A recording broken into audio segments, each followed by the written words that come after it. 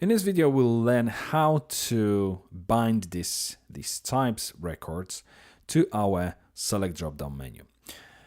In a previous video, we've learned how to create this select.php file, which fetches all the records for the items and types and returns it back to the JavaScript in a JSON format. So now if we go back to our editor and navigate to the line where we've got this select name type, for the option tag, what we're going to do is use another directive. I'm just going to put on a new line called ng-repeat.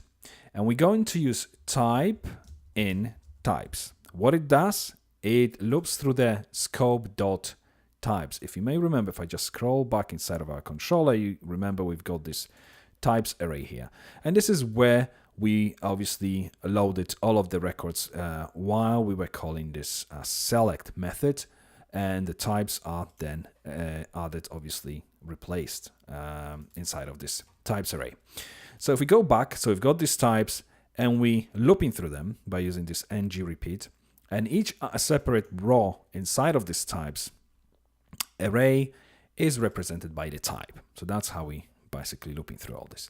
So ng-repeat. Now what we're going to do for the value, we're going to use inside of the brackets, we're going to use two double quotes, and then type and the field ID after the full stop. So type ID. This is what's going to be binded to this value.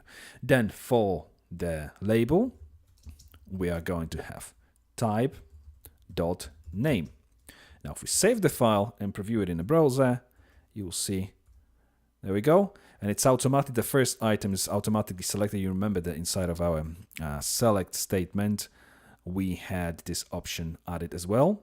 Once all of the items are loaded, select the first item that is inside of this menu. So we've got quantity in kilograms as expected. Now bind it to our select drop-down menu. In the next video, we're going to have a look at the buttons.